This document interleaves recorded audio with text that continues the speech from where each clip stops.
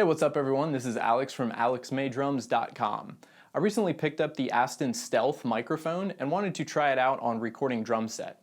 I looked around online but wasn't really able to find a whole lot of information on what people are using this for when recording drums, and since it's a newer microphone, I figured I'd try it out on various sources on the drum set and make a video about my findings. So the cool thing about this microphone is it actually has 4 different voicings. There's a switch on the bottom that you can rotate that changes from V1 and V2 for 2 different vocal settings. There's a G for guitar and a D for dark mode, which kind of emulates more of a ribbon sounding microphone. Another cool thing about the microphone is that while it is primarily a dynamic microphone, there's a built-in preamp inside, and if you enable phantom power, there's a ring that actually lights up, and it gives you a little more juice to sound more like a condenser mic. So I've had this microphone for about a month now, and that's allowed me to play around with it a good bit from some of the previous sessions that I've been working on. So what I'm going to do in this video is actually move the microphone around the drum set and let you hear a clip of how it sounds on the kick drum, on the snare drum, on both of the toms, as a hi-hat mic, as a room mic, and as an overhead microphone. So for each source on the drum set, I thought some of the voicings sounded a little better than the others for that particular application. So in this video, I'm just going to stick with the ones that I thought sounded best, but I've also included a download link in the comments to a folder where you can actually go through and download all 4 voicings of these for each particular placement. This will allow you to also hear for yourself and give you a good chance to play around with the different sound recordings on this and see just how versatile this mic is. So let's go ahead and get started. I'm just going to play each video one after another and then put which microphone voicing it's on for that particular source.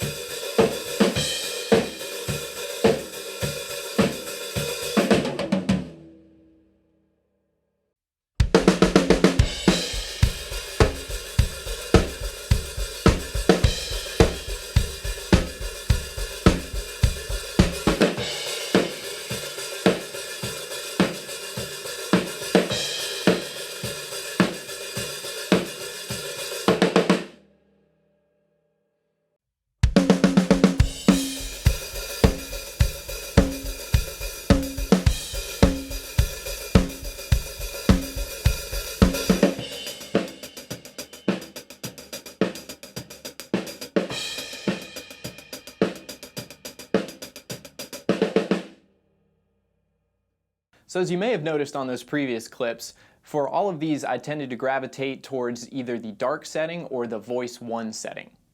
Now the voice 1 and voice 2 settings are both, as you could probably guess, meant for voice, so they have a little different frequency response in the way that they respond to it. Now with vocal 1 and vocal 2 mode, as you can probably put together, they're both meant to be used more so on vocals.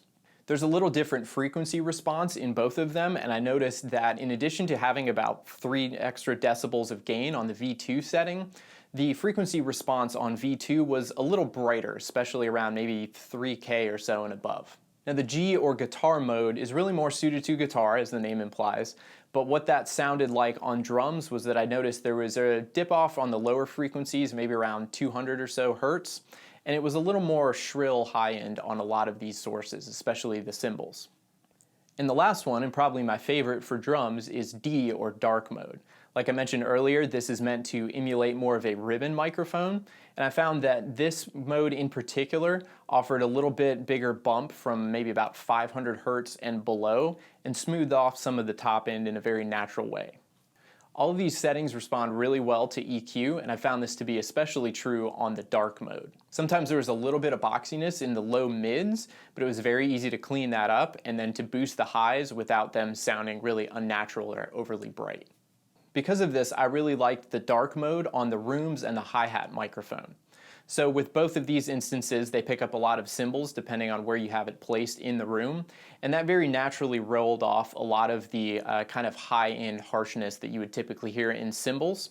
And particularly on the hi-hat, while that may sound a little dark in isolation on its own, I found that when you blended in the hi-hat microphone with the overheads, it added a little bit extra body without doubling up on those higher frequencies that can start to fight on the hi-hat when you're combining them with the overheads. For the snare drum, the dark mode and V1 were both very usable to me.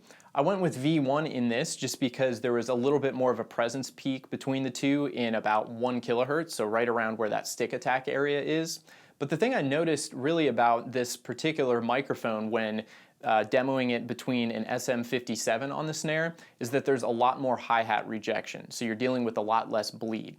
While it is a little darker than the 57, that trade-off of having less hi-hat bleed can come in really handy, particularly if you're doing a lot of processing on the snare. So I would guess it would be a little more similar to something like the Beta 57, where you're making those same trade-offs. Similarly to the snare, with both of the toms, in this example I went with voicing 1 over the dark voicing. They're both completely usable, but voicing 1 gave you a little bit more stick attack. So I like that in this particular example, but again, the dark mode gives you a lot more of that bottom end roundness and eliminates some of that stick attack. So you could definitely use that if you have a little brighter heads that are giving you maybe a little too much of a pokey upper mid-range in that realm. For the overheads, again, it was between the dark mode and the Vocal 1. The Vocal 1 I felt had a little bit more accurate mid-range from what I'm naturally hearing in the room from the snare and the toms, but the darker mode was really cool because it smoothed out a little bit more of that cymbal response, particularly with the crashes. So that's something you can play around with a little bit more depending on the sound that you're going for in your overheads. So this one I did only have the mono overhead, but if you were to separate these out, it would give you a little wider stereo image, and I think that frequency response would give you a lot more freedom to play around with those voicings. Lastly, on the kick, I thought that the Vocal 1 voicing provided a really good balance of enough low-end attack, but also the beater attack. I had this angled right towards where the beater is hitting on the batter head, so it gave you a really good kind of attack sound from that. Now the dark mode took a little bit of that away, but gave you a little bit bigger bass response. So this is something that would be really cool to play around with if you're using multiple microphones. In this particular instance, I only had the Stealth playing in the kick example, but I do have a Shure Beta 91, and I've actually been playing around with using the two of those in conjunction with each other, where the 91 is getting a little bit more of the beater attack and the inside click of the beater striking the head, where the Stealth is providing a little bit more of that low-end information from the porthole or even outside the kick drum. Another way you could use this microphone as a kick mic, which I didn't include in the video here, but I did include in the downloads for the audio files, is I've been putting it off center of the resonant head and putting it on dark mode. If you low pass a lot of the high end off of that, you can almost get a cool kind of sub-kick sound that blends really nicely with another kick in or a separate kick out microphone. So overall, this is a really cool microphone. It's very versatile on several different sources. Like I said, I didn't really find too much information on anyone using this on drums just yet, so I wanted to play around and experiment with some different things. So please feel free to let me know what you think in the comments. I do have the audio files available for download in the video description, so feel free to download those, play around with them, and let me know what you think. Microphone experiments like this are always really fun to play around with, so please let me know what you'd like to see more of in the comments. Give the video a like, and please subscribe if you've enjoyed what you're seeing, and I hope to see you next time. Thanks again.